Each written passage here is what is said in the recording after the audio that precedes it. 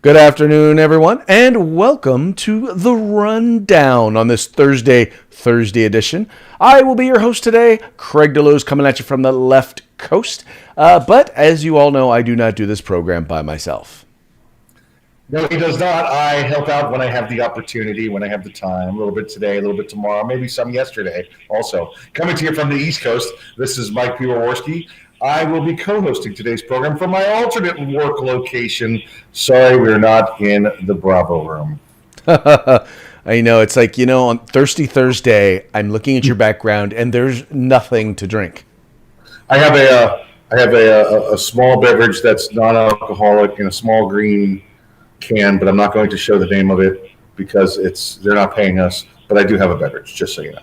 Okay, well that is good to know. I very much appreciate you giving me that little bit of a heads up.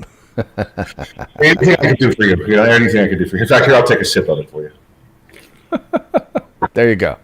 I appreciate that, sir. I appreciate that. How was your hump day, sir? It was good. We sat down with the family and watched the newest Suicide Squad movie.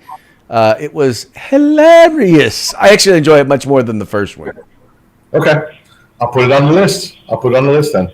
Always looking for new things to watch during this 2-week COVID shutdown. 2-week COVID shutdown? You guys are in the middle of a COVID shutdown? Wasn't that what we're doing? I thought we were just shutting down for 2 weeks because we had to flatten the curve and keep the ventilators open and keep the ICU beds. This is not we're still in the 2-week shutdown? I thought we were still in the 2-week shutdown. Oh, yeah. Well, yes and no, because it's no longer a 2-week shutdown. It's more like a 2-year shutdown. Probably working on a 2-decade shutdown. Yeah, at least until a Republican is back in office. Okay, so now we're talking about what, a 4-score, 70, a 2-score shutdown. There you go. Exactly right. Yeah, there you go. All right, sir. So where are we located today? Because I noticed. Anyway, obviously you're not in the Bravo. You're not in location Bravo. No. I'm at a hangar at a very large airport. Inside the hangar office, my hangar office inside a very large airport. And look, I even got a flight badge that I can't show you, but I can show you mine. Yeah. Nice lanyard. Yeah, there you go. Is that a flight badge, or are you just happy to see me? Yes. Well, you know what? Let's go ahead and get into today's news. Now, you may or may not be aware. I don't know if you guys follow Alex Jones. I've never been a big fan of Alex Jones. But Alex Jones is a conspiracy theorist who took over a program called, or a thing called network, whatever you want to call it, called InfoWars, or website, blog, whatever you want to call it. That used to actually be very good at, I always like to say, conspiracy theories, or putting conspiracy theories out there. And interestingly enough, with the amount of research they did, there were a lot of times, a lot of stuff they had on there that was actually turned out to be true. But he was a big supporter of Donald Trump. And now, if you watched the speech that Donald Trump gave the other day in Alabama, he actually came out and said that he got the vaccine and he encourages people to get the vaccine, but people have their choice and yada, yada, yada. And well, Alex Jones came out and basically said that, that he was duped, that the vaccine is nothing more than it's something that's going to mutate people. And that Donald Trump was please forgive my French, dumbass for taking the vaccine. I just found it interesting because he used to be one of Donald Trump's most ardent supporters. Yes, Craig, and I don't think that's French, by the way, and we pronounce it Dumas. He is Dumas. He is a Dumas. Yeah, but it's kind of like he was a great Trump supporter, and probably still is a decent Trump supporter. But President Trump would take anybody that was supporting him, including Alex Jones, and say, yeah, thank you for your support, thank you for your support. It's not like they were out campaigning together or anything like that. I watched the Alabama speech, and I saw the former president say, listen, you got your personal freedoms, you got your guns, you got everything you want, you got personal freedoms, and that's the most important thing. And it's your choice if you want to get the vaccination. He goes, I got it. It's not that bad, and if it doesn't work, you'll be the first one to know, laughing about it. Listen, you and I have said on here, since day one with this, it's about personal decision, personal responsibility. The president's in that category, Craig. The former president's in that category. What's he, 75 now, 76? He's in the high risk. So he waits, gets some good information, finds out which vaccine is not killing old people, and gets the vaccine. I mean, I can't blame the guy for that, but he stood there and said, it's your choice. If you don't want one, don't get it. Well, no, exactly. Well, I guess the thing is to me, this is an example of how we act like and we go after and we talk bad about someone who we agree with on 95% of stuff, right? They do one thing or take one position that we disagree with and on one thing, right? Not even in that whole general issue area. But then we're really quick to just completely throw them under the bus, call them a rhino, and totally disregard them. I always go back to the great example of Colonel Allen West when he signed the Defense Reauthorization Act, and people got really pissed at him, saying, "Oh, there's all this stuff in it," and he's like, "I'm sorry, but I read it. I read it through and through. I consulted with folks, and the things that you folks are concerned about just aren't there. And that's why I support it." And there were a lot of people who were part of the Tea Party who basically threw the colonel under the bus because he didn't do exactly what they wanted him to do. And I've always been like this, man. I don't want a politician who's going to do exactly what I want them to do. I want them to do what I would do if I had access to the same information they did. Yeah, listen, there's no candidate out there, there's no politician out there that you're going to agree with 100% of the time. If there is, it's probably you. I don't agree with me 100% of the time. Exactly right. So it's still not going to happen. Alex Jones, this is just another one of his little grandstands. We see him go crying. Every once in a while. Has anybody heard his name in the last 7-8 months? No. So Trump's the key word. Put Trump in the search engine, and you'll get the response. So that's what Alex Jones is doing. Well, exactly, and I think that's a huge part of it. Is he's really just kind of looking to get his name back out there because he, for the most part, has been deemed irrelevant, and that's probably a good thing. Yeah, absolutely right. Okay, moving right along. So we're going to go from talking about probably a very, very popular president. Trump was interesting because he was both popular and unpopular at the same time. But in this case, we're going to be talking about a vice president. And there was a recent poll that came out. And the interesting thing about this poll is it deemed that there has never been a vice president, a new vice president, who has been as unpopular as Kamala Harris. In fact, her positive rating is only 37%. Now, Mike, keep in mind, this is also right on the back of a poll where they basically noted that over 50% or something, 51% or 60%, majority of Americans don't even believe that she is competent and capable of serving as president should she need to.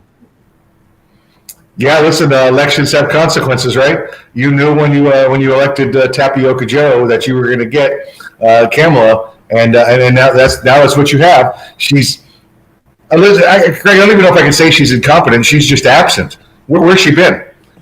Is there a difference between absconding from her duties and doing her duties poorly? We can't even find her anywhere. She didn't know where the southern border was. Okay, she couldn't find it.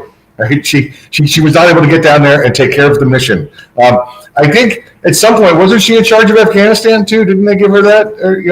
And they took that away from her as well. So you've got incompetence leading, absconding, and that's what you get. That's this administration. Yeah, no, you are 100% correct. It is totally what this administration is about. And in the end, though, man, it's just like here's the scary part. Is we're literally watching the president mentally disintegrate right in front of our eyes. And all we know is that we have a vice president who is clearly not only unable or unprepared, but is probably never will be prepared to actually be president of the United States. How this person could actually do worse than the guy who actually doesn't remember where he is from hour to hour. I'm telling you, it's still my belief, Craig. They are going to keep Biden propped up until he's in office for 2 years and one day. Because once he's in office for 2 years and one day, Kamala can take over, and it doesn't count towards her running the next election. Remember, if it's less than 2 years, it counts as a full term for her. If it's over 2 years that Joe's in office, that's bonus time. So she could theoretically be the president for 10 years minus a day. Okay. And that's what we're trying for. Well, here's where I'll kind of I don't believe that is even that's a thing. Number one, because I think the president is disintegrating much faster than anyone anticipated. Yeah, he is. He's faster. And that's why it may not work. Yeah. Right. But so that was number one. But number two, Kamala Harris, just based on what she's put out there so far, there's absolutely positively no way she's ever going to actually be elected president of the United States. It would kind of be like me going out and buying a pair of tennis shoes in the event that one day I should get drafted into the NBA. So I better make sure I have the best shoes possible. Listen, Craig, I keep a baseball glove in my truck. You've seen that, just in case I pass a Major League Baseball game and then need a first baseman. You know that. Exactly. On the flip side, how many celebrities lined up and said exactly what you just said about Donald Trump? Yeah, but there was. I mean, you could look at Donald Trump and say, okay, he says some whacked out things. He says some things that we disagree with. He had a tendency to put dubs on it or exaggerate the truth. But there was never, ever any time where you could look at him and not. I mean, dude was sharp as a tack. He, like I said, you could question whether or not he. I mean, you could tell he believed whatever it was that he was saying, and you could tell by the policies that he was implementing, things were working. I mean, the economy was working. Our relationships. I'm just saying that Kamala, right? She is competent mentally. Right. She's clearly, she has a problem with ethics and morality. But that side doesn't care, Craig. That's what they want. Well, but they're not the ones where you're talking about convincing here. The people who have to be convinced are really, quite frankly, the people in the middle. Because the people on the far right, we know we're never going to support Kamala Harris. And the people on the left, we know no matter what, they're going to support Kamala Harris. So the question then is going to be, what are the people in the middle going to do? And when I look to them, I'm like, it's hard for them to look at what's going on and look at Kamala Harris's job performance and think they're going to support her for president. Well, and remember though, if she gets the presidency, let's forget about whether it's before or after the halfway mark. If she gets the presidency, she's probably going to get it because we see the senility setting in. It's no longer her campaigning. She doesn't have to campaign and beat anybody. At that point, the vote becomes more of, do we approve of her or disapprove of her rather than elect her? And the approval ratings are always higher than election ratings. So she's got a leg up because she'll be black female, she'll be a liberal, she'll be in there. And it's not, do we elect her? It's, do we let her stay? Well, you know what? And now that we're talking about it, there's also one other thing, if she were to do it, that would increase or improve her chances. And that would be to throw Joe Biden under the bus and everything that he did and all the mistakes that they made, blame it on his senility, and say we're going to start anew, we're going to start fresh. That's of course what they're going to do. That's of course what they're going to do. Yeah. Well, exactly. Well, okay. Yeah. Okay. Talking about starting anew, or maybe not. Some of you may or may not be aware of, have ever heard of OnlyFans. I will just tell you that if anyone says they have no idea what OnlyFans is, chances are they know what OnlyFans is. OnlyFans is basically a website where people who want to follow certain people, celebrities, watch videos or look at images of them, yada, yada, yada.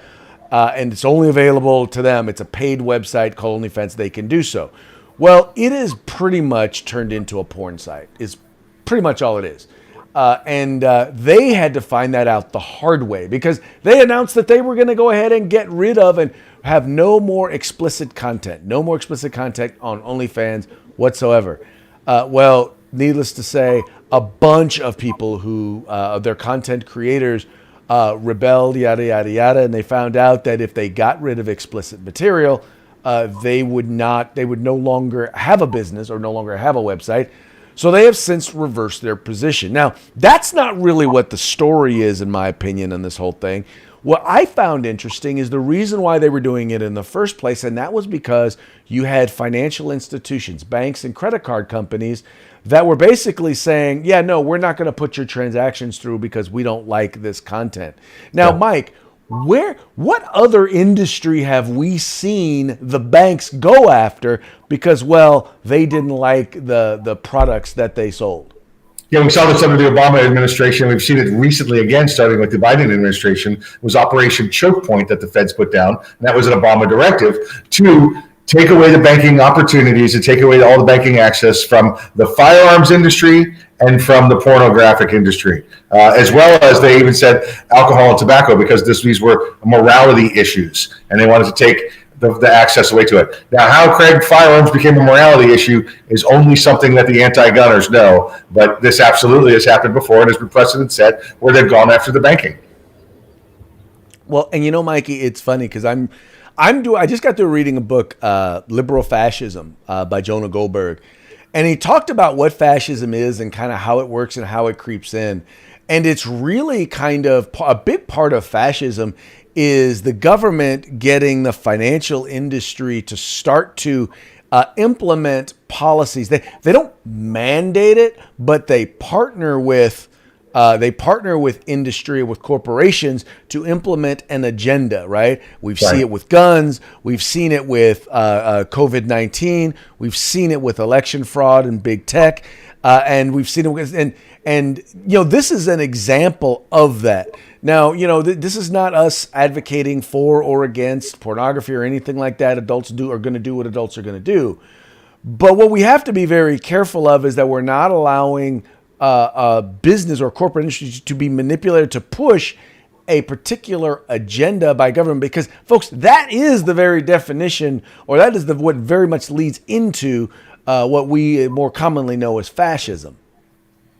Yeah, absolutely right. And it's funny to see, OnlyFans make this reversal, because they were absolutely opposed to this a week ago, Craig. We had this conversation where they were all about, oh, this is it, we're not going to do this anymore. It's I think the joke we made was, if they got rid of all the porn on the internet, there'd only be one website left, and it would be titled "Bring Back the Porn." Once again, I do not have.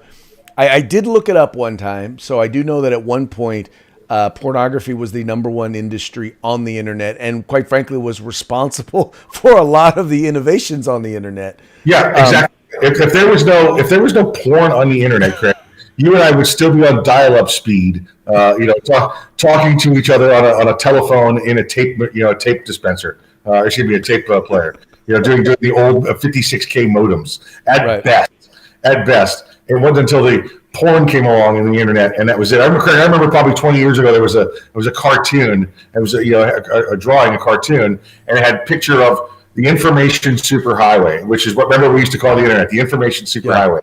And it had a road leading to technology, a road leading to science, a road leading to research, and it was these little roads that went off into the distance and on major highways. But then there was one little side road that went off to an old shack of a building, and it said porn, and it had about 1 million cars parked at it.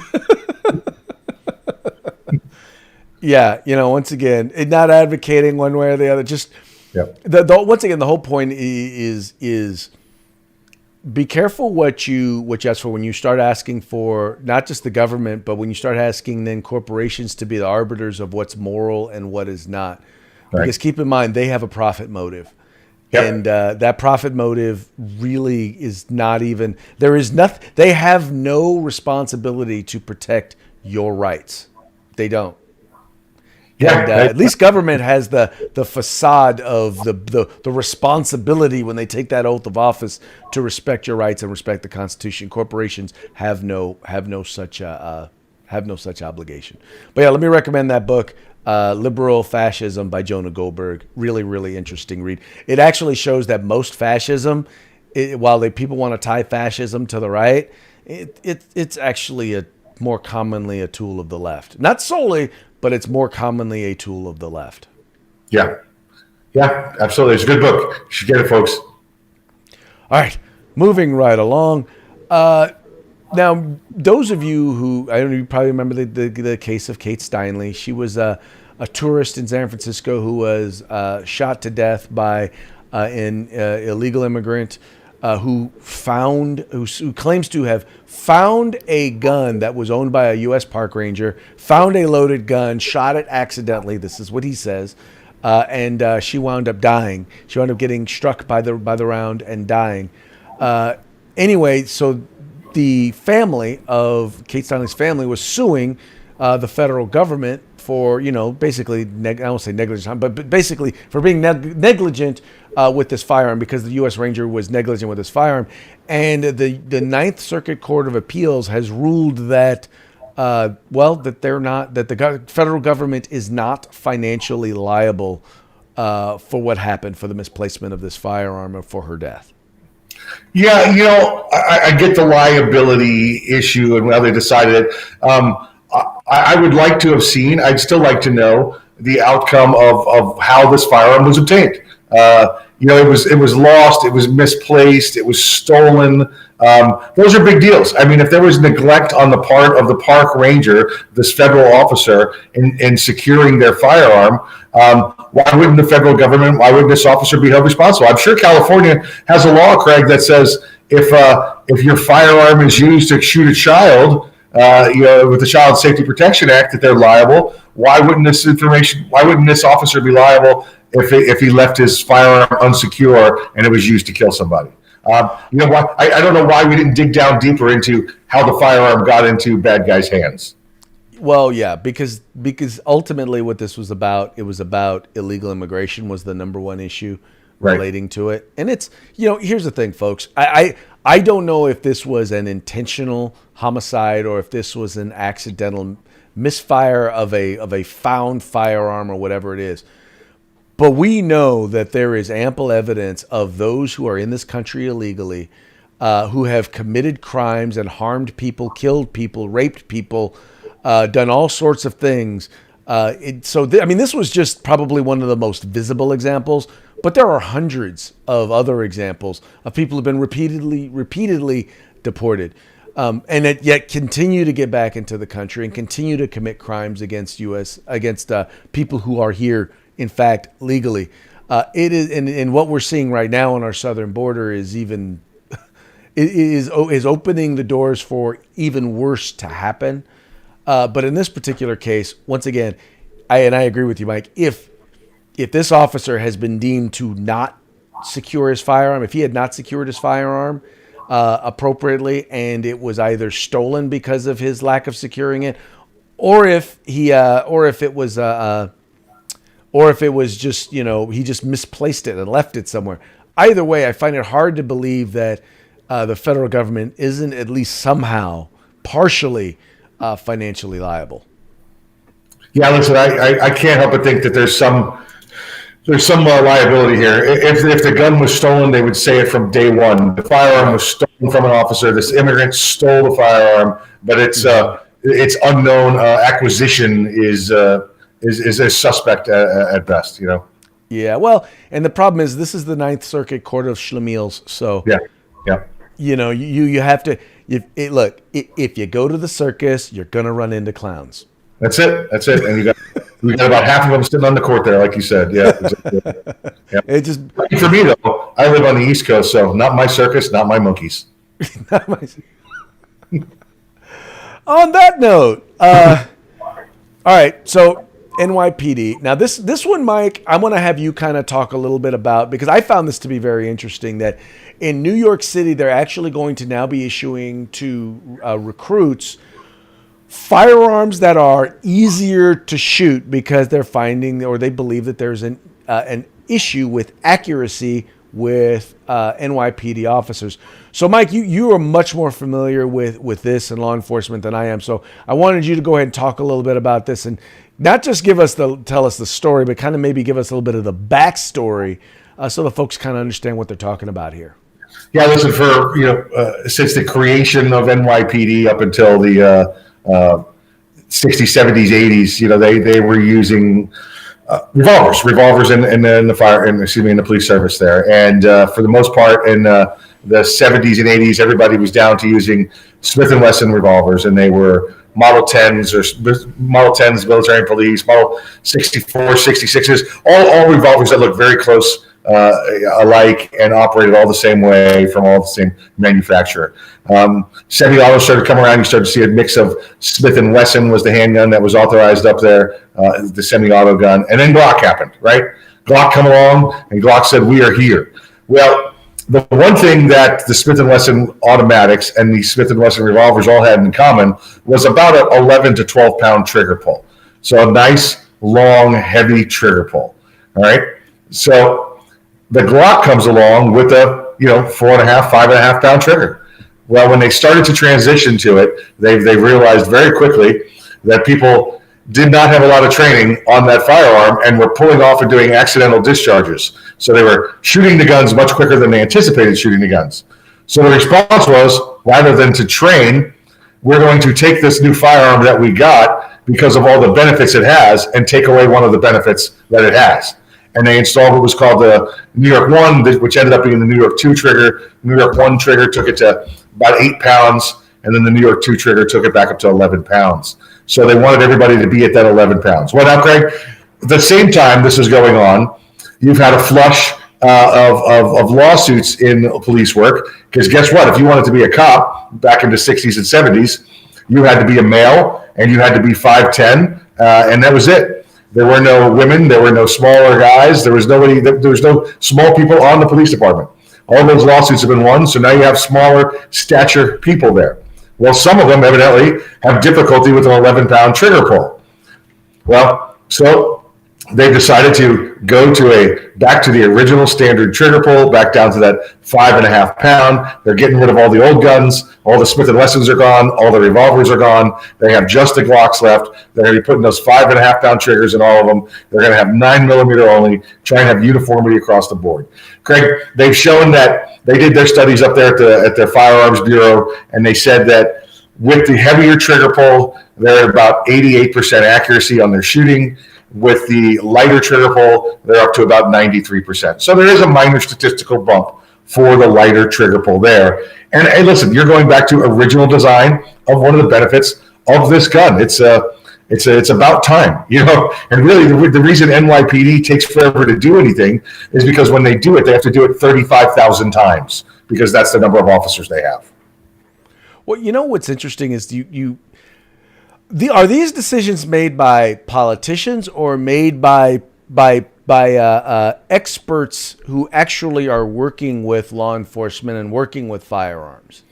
Well, their firearms tech branch in New York is basically its own division of firearms examination and processing. They are experts in the field, as better or as good as the FBI's firearms people, because again, you're supporting 35,000 officers and 8 million citizens. You better have the best there is available. It's not like a department with 100 people in it, that has to still farm that out to a larger agency. So this is good stats, good people, and the decision will be made by the police commissioner.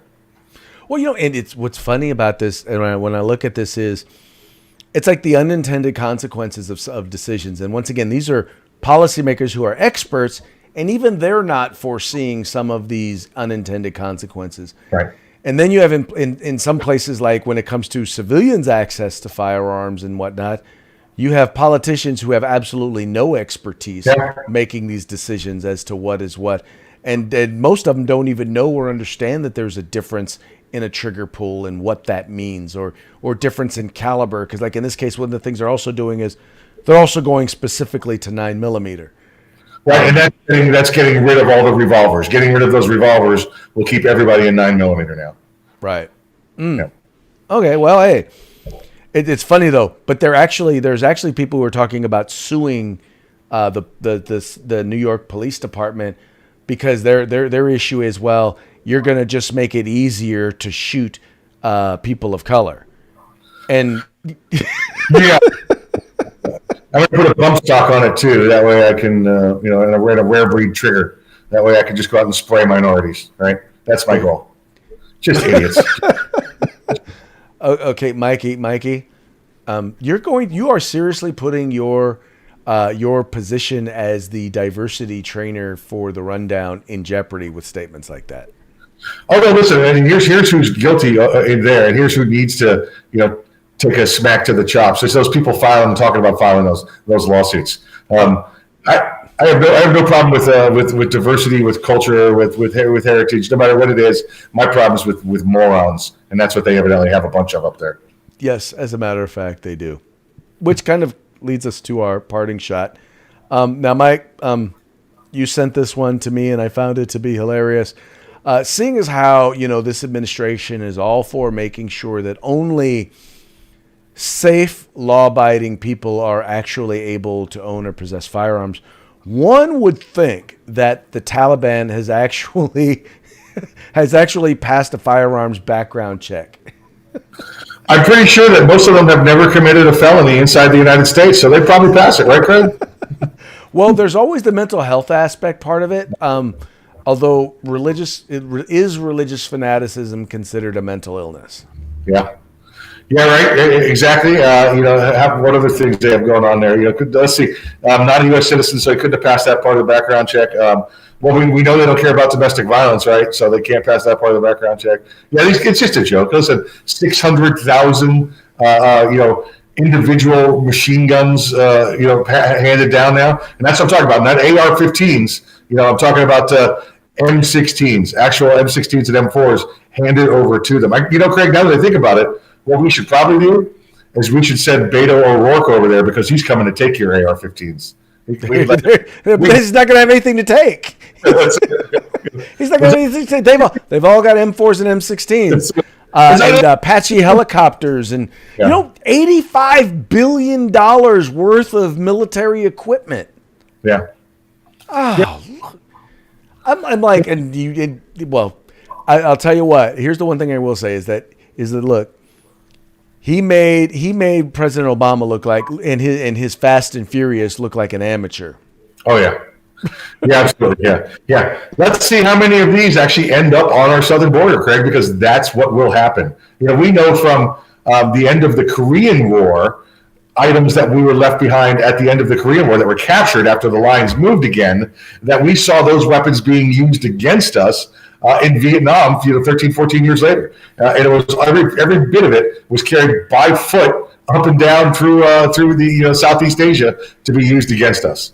So let's see what happens now that they've got more than just bicycles and goat trails to move this stuff with. Oh yeah, and the stuff that they don't know how to utilize now, they're probably going to get training from either the Chinese or the Russians on how to use it, or they're just going to sell it to someone and get some other stuff that they actually really want. It's going to be like this, Craig. YouTube, how do you fly a Black Hawk? And then they're going to pull up the video and watch it. Then 10 minutes later, be like, YouTube, how do you fix a Black Hawk? I broke it. That's it. Oh, folks. Okay. Well, that brings us to the end of our show today. Now, tomorrow it's Freedback Friday. Mikey, do we know what we're going to have available for Freedback Friday? Nice. Got ourselves a nice 80% paperweight here. 70-75 aircraft grade aluminum paperweight. It sits right on your desk, holds the papers down, just like that. And that is courtesy of? That is courtesy of our good friends at Grid Defense. Yes, our good friends at Grid Defense.